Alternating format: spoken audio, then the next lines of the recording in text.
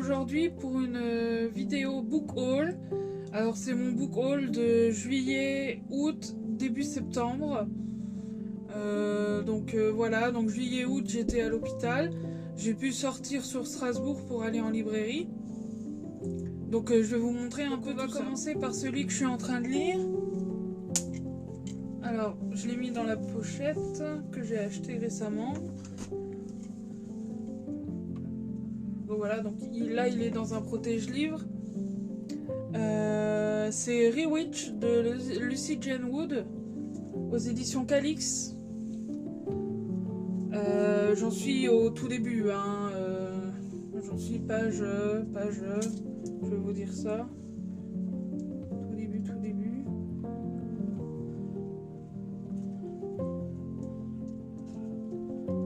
J'en suis page 17.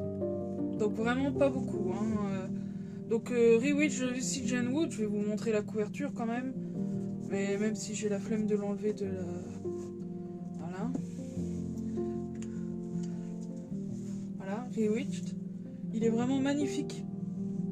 Et j'aime beaucoup le travail qu'ils ont fait sur la texture. C'est du tissu, je pense. Et franchement, c'est génial. On va voir combien de temps ça dure, parce que... Voilà, je sais pas. On va bien voir. C'est l'un des rares reliés que j'ai. J'ai très peu de reliés à la maison, hein, parce que, comme je vous l'ai déjà expliqué, j'ai recommencé la lecture il y a peu. Et à l'époque où je lisais avant, il n'y avait pas de reliés. Ou s'il y en avait, ils étaient... ma mère me les a jamais achetés, donc... Alors, attendez, je suis en train de galérer à remettre le protège-livre. Allez. Hop là.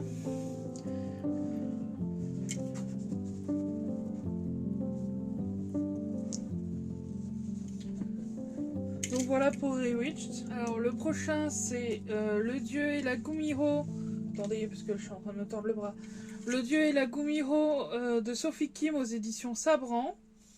Donc pareil, il est magnifique. Là c'est un livre en dur. Il n'y a pas de tissu. Je pense que c'est imprimé directement dessus. Voilà, donc vous voyez, ça brille. C'est beau. Je vais pas vous dire à quelle date j'ai acheté tel ou tel livre parce que je me rappelle plus, j'ai plus l'étiquette caisse. Voilà. Hein. Donc voilà pour le deuxième. Le troisième, c'est Le refrain de la réveillère de Rebecca Ross aux éditions Sabran, encore une fois. Celui-ci est magnifique. Je vais vous enlever la jaquette. Il est vraiment beau. Hop là. Regardez ça. Pareil, ça brille.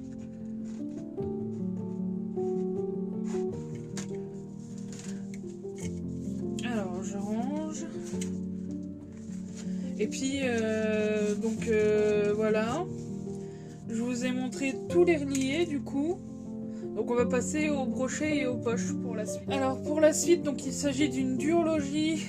Donc la duologie, attendez parce que j'arrive à les attraper.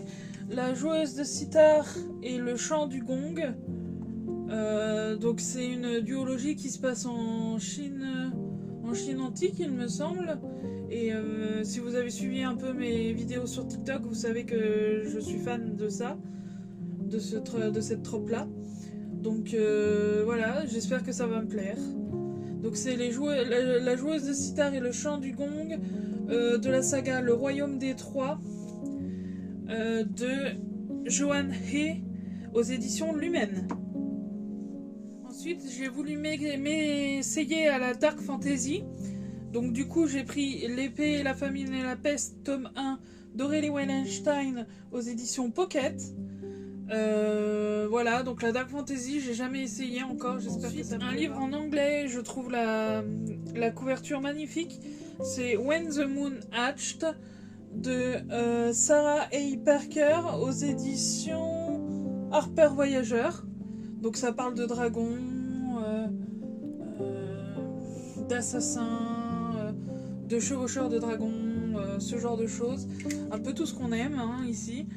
Donc voilà. Ensuite, il s'agit d'une romance contemporaine. C'est marqué derrière romance psychologique. Donc attention, à partir de 16 ans uniquement. Je n'ai jamais trop testé les romances contemporaines, donc c'est pour découvrir. Donc c'est un beau pavé quand même. Hein. Je l'ai pris en brochet, il s'agit de Unfair. Unfair, pardon, pourquoi j'ai prononcé le H. Le relié était magnifique, mais j'avais pas plus trop de sous à ce moment-là. Donc je me suis rabattue sur le brochet, qui est lui aussi très beau, je trouve. Hein. Donc on verra bien ce que ça donne. C'est une romance MM.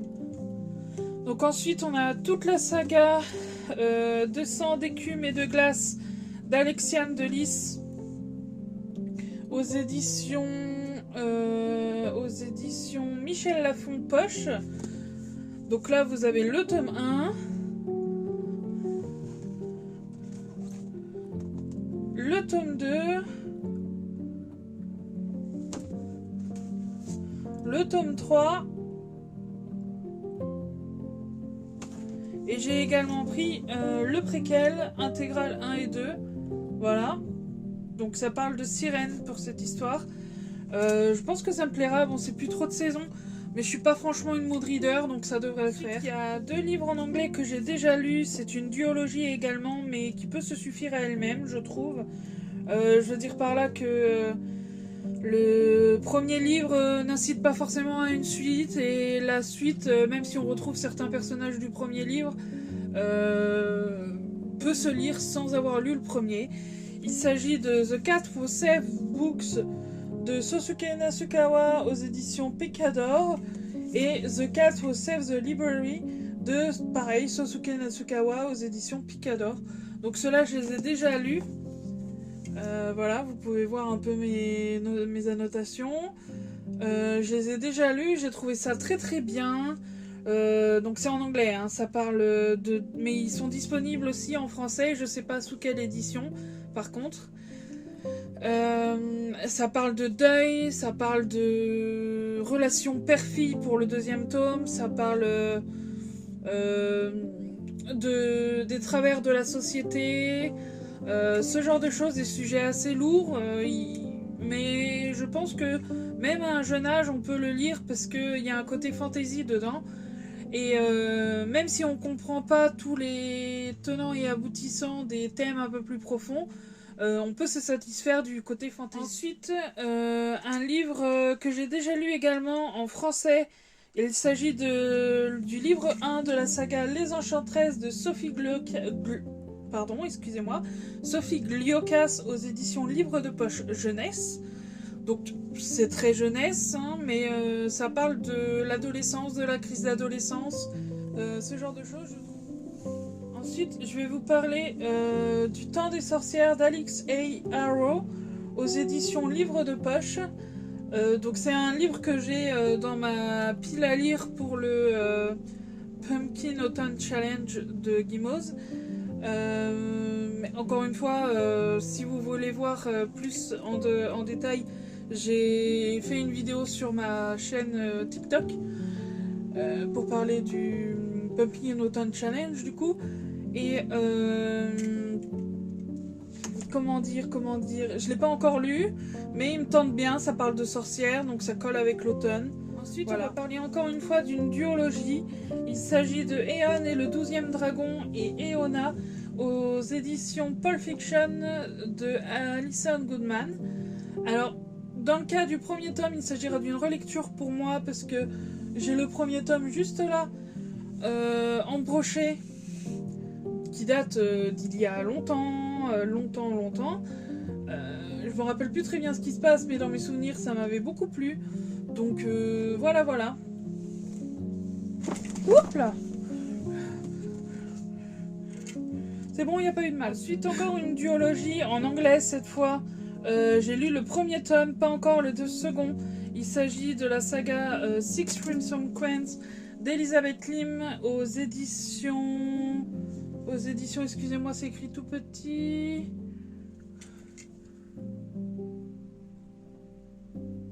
aux éditions Otherscape. Oui, c'est ça, Otherscape. Et j'ai énormément aimé le premier tome. J'ai tellement aimé que j'ai passé longtemps à le lire. Plus d'un mois, non, un peu moins d'un mois, pardon. Mais pas parce que la lecture était laborieuse, parce que je voulais faire durer le plaisir, voilà. Donc je lirai le second tome bientôt. Je vais d'abord me concentrer sur ma pile à lire du Pumpkin Autumn Challenge et on verra la suite après. Alors ensuite, il y a The Wind Weaver ou La tisseuse de vent, il me semble. Donc c'est le titre en français, mais celui-ci est la version française. Hein. Il y a un très beau jaspage d'ailleurs. Pour un brochet, pour moi, c'est une première. Un très beau jaspage. Donc c'est The Wind Weaver de Julie Johnson aux éditions Hugo Roman, collection Romantaisie. Donc c'est une Romantaisie. Hein. Je l'ai pris purement à la couverture parce que je trouvais la couverture magnifique. Donc c'est un premier tome, on verra bien si ça me convient ou pas. C'est pour Public Averti. Donc ils mettent derrière Public Averti. Pas derrière, devant. Je sais plus où j'ai vu ça. Où j'ai vu ça?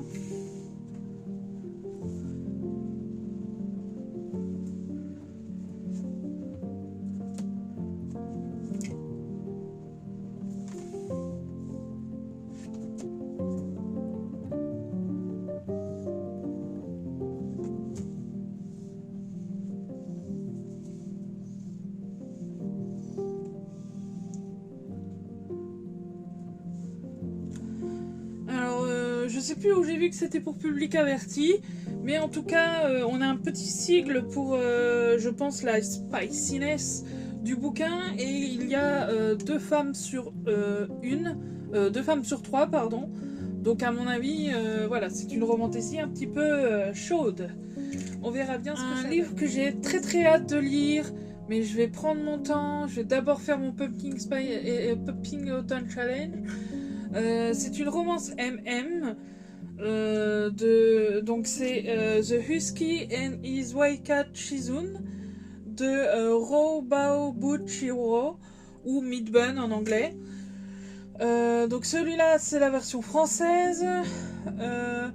Pour Public Averti, cette fois c'est marqué derrière, je vous le montre. Là, voilà. Mais les trigger warnings ne sont pas écrits dans le bouquin, ce que je trouve dommage. Parce que on aime avoir les trigger warnings écrits pour avoir la liste, pour ne pas être surpris pendant la lecture, surtout si c'est un cadeau destiné à une adolescente par exemple, ou un ado, pardon, hein. C'est de la romance MM, donc voilà, j'ai extrêmement hâte de le lire. C'est le tome 1, il y en a une dizaine de sorties, enfin il y en a une dizaine je crois. En France, il n'y a que le premier tome pour l'instant de sortie. Le deuxième tome, il me semble, sort bientôt. Et la campagne de Komogi a été lancée pour les collecteurs du tome 3 et 4. Et enfin, on passe aux achats de septembre. Il s'agit de For the Wolf de Anna Whitten. Donc j'ai déjà un livre d'elle dans la bibliothèque, là. The Foxglove King, que j'ai pas encore lu. Mais celui-ci me faisait particulièrement envie. Et en lisant le résumé, j'ai comme l'impression que c'est une réécriture à la fois du Petit Chaperon Rouge et de La Belle et la Bête. Donc attendez, j'ai pas vu si c'était pour Public Averti.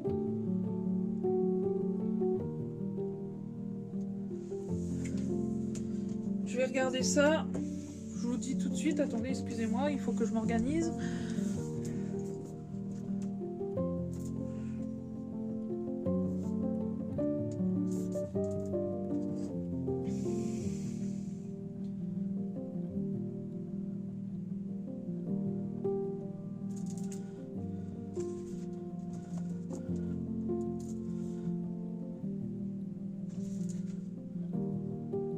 Non, il n'y a pas l'air d'avoir de trigger warning ou de public averti. Donc voilà, réécriture de, pour moi, la Belle et la Bête et le Petit Chaperon Rouge. C'est une romantécie, je crois bien. Donc voilà, ça me tentait beaucoup. Et enfin, le dernier, pareil, du mois de septembre. Vous avez dû le voir un peu partout sur les réseaux. Moi, ce sera mon premier livre de cette autrice. Pas ma première cozy fantasy, parce que du coup, Rewitch, que je suis en train de lire, est aussi une cozy fantasy. Donc, il s'agit de Tenir une auberge magique, guide de survie pour sorcières, de Sangu Mandana, aux éditions Lumen. La couverture est magnifique, ça brille un petit peu. Et la couverture est super belle, très douce, voilà. Donc c'est de la cozy fantasy, on va y suivre une jeune sorcière qui était autrefois extrêmement puissante, mais qui est suite à un sort qui casse les codes un petit peu, elle va se retrouver presque sans magie, j'ai l'impression. Et on va la suivre alors qu'elle va rencontrer quelqu'un qui serait capable de lui rendre sa magie via je ne sais quel moyen. Donc voilà, ça me paraît très très intéressant. J'ai pas lu le premier livre de l'autrice, qui n'est pas un préquel à celui-ci, hein, aucun rapport, qui est la société très extraordinaire, la société très secrète des sorcières très extraordinaires, quelque chose comme ça. Donc si celui-ci me plaît, j'irai certainement acheter le premier livre de l'autrice pour voir un peu ce que ça donne. Donc voilà un peu pour le book haul. Donc c'est un gros book haul, ce ne sera certainement pas le cas tous les mois. Là c'est parce que vraiment je me remets à la lecture et il y avait plein de livres qui me faisaient envie. Donc voilà. On se dit à bientôt pour une prochaine vidéo. Au revoir.